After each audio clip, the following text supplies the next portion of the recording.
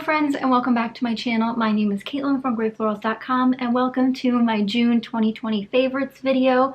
Today is actually a different type of episode because we're at the halfway mark of the year now that June is over and we're into July. I wanted to share an update with you guys on my goals as well. So I have a few favorites to share, a few empties to share like normal, and then at the end I'll be going over my goal progress as well as my adjusted goals or new goals for the last 6 months of 2020, especially as we foresee this quarantine style living, this change sort of living, continuing on for a while longer.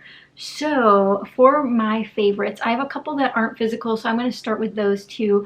I discovered a new YouTube channel in the month of June that I have been obsessed with. I've almost watched all of their videos, and it is called The Recycled Life, and they are two lovely ladies who do thrifting and essentially just find really antique and unique items that they resell or that they keep themselves and work into their homes for their styles. And I highly recommend you guys watch them. I love their personalities and the history they can tell behind some of the pieces that they find. And it's just really, really fun, and I enjoy watching them. So I'll have that channel linked down below so you guys can check it out. And then the other non-physical favorite was just a motif that I kind of used a bunch during the month of June, which was butterflies. And I'm not sure if it was just because that was in some of my kit that I had featured, but I did use quite a few butterflies, and I think they might continue this month, although for the layouts that I've shared so far in July, it's not seeming that way. I'm going with more of a brighter look than my normal pastels were last month. But for actual products this month, I did get a chance to use some mixed media, so I included these in my favorites. I think all Shimmers products are great, but these were the two colors that I really liked. So I have It's Meant to Be and Pull Me Closer, and I didn't mean to drop them, but I use these in a live stream with my patrons. So here's the labels, and again, Shimmers products are amazing. If you guys haven't checked them out, they're at several retailers. And these are quite old, so you can kind of see they do separate sometimes, but if you just mix them back together, they're perfectly fine, and they still have glitter and glitz and work wonders for some mixed media pages.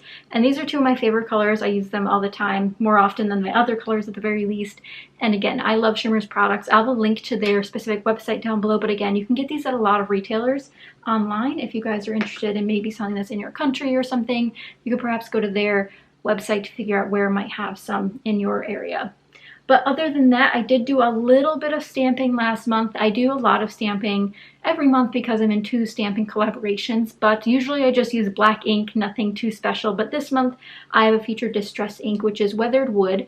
And what I will say, I don't know if it's just my packaging, but the label on this is much, much different than what is stamped. It's actually much darker when stamped. So I really, really enjoyed this color and stamping it on some of my background paper that I had in my kit, and I used some bird stamps with it and it turned out lovely. But speaking of inks, I did something that was actually on my checklist this in June at least, and it was swatching all of my inks. And I got a lot of questions from my patrons when I was showing them. They knew when it actually happened, so they knew back in June. And if you guys are looking for more sneak peeks, more behind the scenes, you can check out my Patreon. All of my tiers get 4 vlogs a month, and just knowing things before everyone else is kind of fun. But I did swatches with all of my inks. I reorganized them, I went through them, and as some of you guys might have already noticed, I am in a new setup here, so I'll just quickly address that in case you guys have some questions. So essentially now I have my own bedroom, and now all of my craft stuff is also where I sleep. So when I go to sleep at night, I can see all of my craft stuff, and I can dream about crafting, and I can wake up and craft essentially. So having my own space has allowed me to sort of rearrange everything so my desk looks a little bit different. I have this beautiful natural light coming in on my left, but overall I'm really happy to have a nice space to work in, and I still have plenty of room for all my crafty things. But I did get a chance to share that over on my Patreon, so if you guys again aren't over there, eventually I'll probably share this once it's a little bit more complete, but it's still in a work in progress, trying to adjust to the new space. But for my ink swatches, before we leave those, the patrons had a lot of questions about these, so I made approximately I would say about 20 of these cards because I wasn't sure initially what swatch I wanted to use, but I ended up using a Newton Nook Designs little cat outline, and then I did swatches by color. So they're not exactly in any order. I tried to do lighter to darker when I could. So it starts with reds, then it goes to pinks, and then it, you know, it just keeps going, oranges, yellows, greens, and then I also have all of the neutrals. And what's nice about this kind of system is there's just easy space to grow. So some of them are not fully filled in, some of them have blanks, and again, just kind of the blank ones at the end so I can add in more pages. And this is my stamping cardstock. So this is Nina Solar Crest White, not the 110 pound, I believe this is the 80 pound. So just, this is what I normally would stamp with for my cards and things, you know, to get the best coloring and the best payoff. So you can kind of see some of these up close for my labeling there. So I put the type, and then the type would be underneath it. So brand and color, type, and sometimes they didn't fit on one line, so some of them are a little bit different, but I try to use abbreviations when I could, especially the ones that I knew. Now sometimes there's some where there won't be an exact like name, so I have a couple sets that are like that. So this Hampton Art one is like that, so it just says Hampton Art and it says dye ink, but luckily I only have one of each of the colors in that, so I don't have to label them. And to coordinate with this, again, something Patreon has seen before is an online inventory of my inks, just so I can reference it when I'm out shopping, or if I'm looking for something specific to see if I have it in my stash. I have a whole online list of which distress ink sets I have, which MFT ones I have, you know, just one place where they all are in case I need to reference them or link them for you guys in a video like this one. So all of the products I do mention will be linked down below so you guys can check them out. And then this is simply stored in my ink area. So this actually fits in one of my ink drawers, which is this little blue unit right here. So this slides in there and I can quickly reference all of my ink colors, which is super fun, and I'm super happy to have it done because this can be a tedious process, but I think I simplified it enough where the squares are already cut. I just had to stamp them and label them myself, which is fine. Not too much extra work. Then moving on, you guys might know I was a washi tape queen in the month of June. I had like 10 washi tapes in my kit, so it's no surprise that this one has reappeared in my favorites. Ruler washi tape. I really wish I had more colors of ruler washi tape, but I simply do not at the moment. So maybe when I use up this one, I'll grab another one, but it goes up to 10. I don't think it's accurate in terms of inches, but it's just a really, really great style to have. I think it works well with any color scheme, especially it being a neutral, and it's sort of like a masking tape, so it's semi-transparent and can work well, so it absorbs the color that's behind it essentially and just gives it like a faded look, like a vellum would or some other type of acetate product would. So I've really loved that one. I used a ton of it in the month of June, and I'm hoping it'll be, you know, kind of used up relatively soon if I keep it out on my desk, but we'll just have to see if I get that as another empty sometime soon. Next up is a collection, sort of. I don't own the entire thing, but the Life in Color collection was part of the page kits that I featured in the month of June, and I also happen to have the sticker set that goes with it. So these are transparent stickers. I'll show you the back so you can see all of them despite them being, you know, used up a little bit more now. So there's a black set, a silver foil set, and then the colored set. And I used a bunch of these as well as the papers that I have for this collection in my layouts during the month of June, and I just think Simple Stories collections are really great. Sometimes all you need is a paper pad and a sticker set, and you can make infinite amount of layouts with those, and that's kind of where my mentality about buying things or using products goes. I'm not a collection person. I don't need every bit and piece to go with it to make something beautiful because I have all this other stuff left over that can coordinate, and especially with a collection like this where there's traditional colors in it. A lot of my other collections have the yellows, the teals, and the light blues. Reds are a little bit harder to match for me, but basic colors like those go really well. And then the neutrals like silver and black, easy to use up. And I really thought I was going to finish one of these. So the black sticker sheet in here has 1, 2, 3, 4, I think 5 stickers left on it, and I really wanted to use them all up on some of my niece's layouts, which is what I'm usually featured this on, but I didn't have the chance to. I just couldn't fit them all on the page, but I really want to use this up sometime soon. Maybe the next time I visit the kit that it's a part of, I'll get to use it up. I think this is my last physical favorite for the month, and this is something, again, I worked on during the Patreon live stream, and I just want to give a huge shout out to my patrons again. We have reached my goal, and we did an epic scrapbooking live marathon. I streamed over, I believe, 8 hours that day, one day in June, and I did 3 live streams for them, and it was so much fun. I think I got 8 pages done, including starting the first few pages of my Montana album. And I really, really love how these came out. And let me know if you guys want to see more Traveler's Notebook pages on this channel for my YouTube stuff, because I have plenty more to go. and I got to use a little bit of my kit, a little bit outside of my kit, did some stamping for the first time in a traveler's notebook directly, which was kind of scary, but lots of pages to fill still. And it honestly might be 2 traveler's notebooks. I haven't really decided, but I have a big stack of photos. So let me know if you guys want to see that. I would tell you where this, oh, here it is. The traveler's notebook itself is from Momenta. So I bought this in a set. I also used a Momenta traveler's notebook for my first traveler's notebook earlier this year, which was a Disney themed, Florida themed one. If you guys have not checked that out, I have tons of those process videos here on my channel already, but if you guys want to see more traveler's notebook, please let me know in the comments down below. But now that we're done with favorites, we can move on to empties. And this is something, again, patrons get to preview before you guys do, but I had 3 empties this month, one of which being another paper pad, and I cannot tell you, I didn't think I would get this many paper pads used up. And I'm not going to say I always pick the easy paper pads, but I pick the easier side of paper pads to finish. They're not the ones with 1 page left, but they are the ones with like scraps left.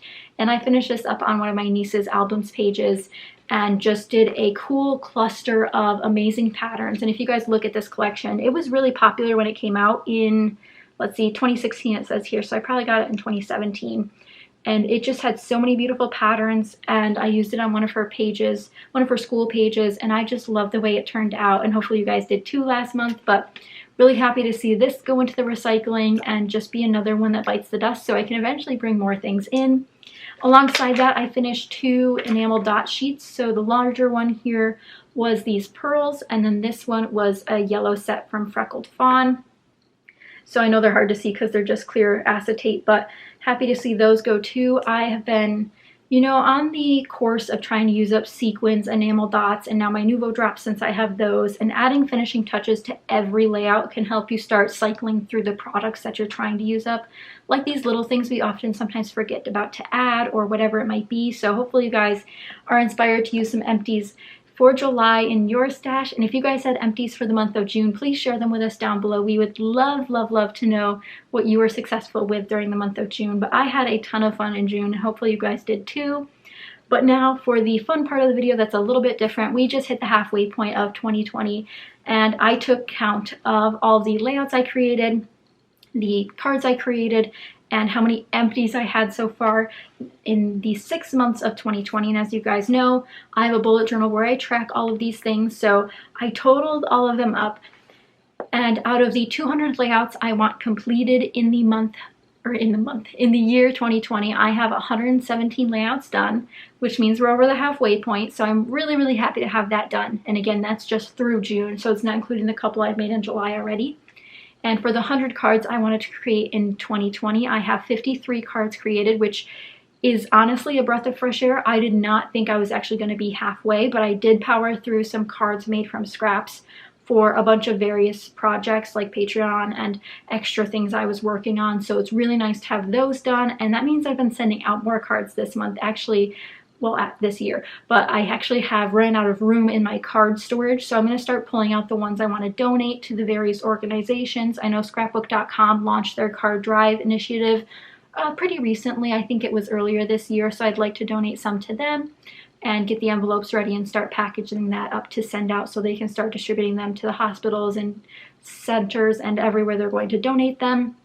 And then lastly, I didn't have a goal for empties, but I did start tracking them on a whim this year. I've never tracked them this thoroughly before. I've never tracked anything this thoroughly before, so I was really excited for these numbers to actually, you know, actually cover the course of a full year.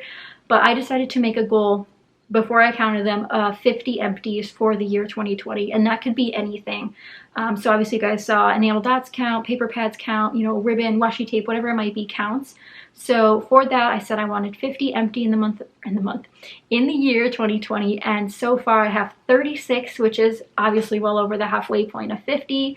So I think we could definitely hit 50 if I keep up with the amount that I'm creating and focusing on some of the lower hanging fruit, like the paper pads that only have a few sheets left or scraps, and utilizing the random things I have for cards or for gift projects, and just trying to work through that as best as I can, because that would make a dent in my stash that's quantifiable and noticeable, at least from a standpoint where I can see how I do next year and the year after that and have these numbers to look back upon. And it's not just the numbers, it's just the fact that if you're outputting X amount of layouts, you should also be kind of outputting X amount of empties. So tracking that to keep yourself accountable is important, so you're not just using something once, putting it in a drawer and forgetting about it, and then resupplying your stash when you might not need to. But again, it's a totally personal decision about what you want to do with your craft supplies. So hopefully that inspires some of you guys. But then I decided to make a couple more goals for the rest of the year besides my making goals. And I know earlier at the beginning of the year I also shared I want to finish albums and all that. So these are on top of all of those other ones. So I have create and send 20 holiday cards. I really like Christmas product, not right now, so that's kind of a future goal. I don't really do Christmas in July very often, so hopefully that will come in handy and force myself to do it in the future. And then for the finishing, I have 2 6x6 paper pads I want finished, 10 embellishment sets. That's kind of vague. It could be stickers, ephemera, etc. 1 washi tape, and 1 sticker book. Now that's a big goal. I would really love to finish my, I think it's right over here, one of my Maggie Holmes or my other American Craft sticker books. Like, that would be mind-blowing, and the Maggie Holmes one is definitely the one I'm closest to, because when I finish that I can buy another one, and I'm not sure which one I want to buy, but it'd be really nice to have that kind of thing as a gift. And I definitely think I'm gonna have to purge some of the sheets because I know I simply won't use the planner ones and gift those to a friend. And that will count as using it, and I think that's important. If you know that you have a 6x6 paper pad or a sticker sheet or whatever, and you know you're not going to use a couple pieces of it, gift it out, send it in a letter, send it off, decorate a package with it. Just use it in some capacity that might not be attached to your personal style, or give it away to someone who might appreciate it. And that'll still count. So I throw away my scraps that I know I won't use, and I recycle them instead of just hoarding onto small scraps or semi-large scraps. I just sometimes don't like the patterns that I've the sense cut off a piece of, and then the other side doesn't work because the pattern goes the other way. Whatever it might be, it's important to let go of things as you need and give them away as you need, because we want to make our stash feel welcoming and not necessarily hanging over our head with all of these things that are like, please use me, please use me. It's not always about use. Sometimes it's about giving it away or trading. Lots of options out there. Additionally, I wanted to complete an additional album, so that might be the gift album I'm working on. Ideally, that'll be done for her this year because she graduated this year and that's her gift. And then 2 spending freezes, which are 30-day long. So I'm not sure what months I want to do them yet, but I want to do 2 more 30-day spending freezes. I've done several this year already, but I would like to do 2 more. And then lastly, I just have used more stamps and more tools, and that's just some vague goals, but I wanted to write it down to give myself some better intentions for the end of 2020 here.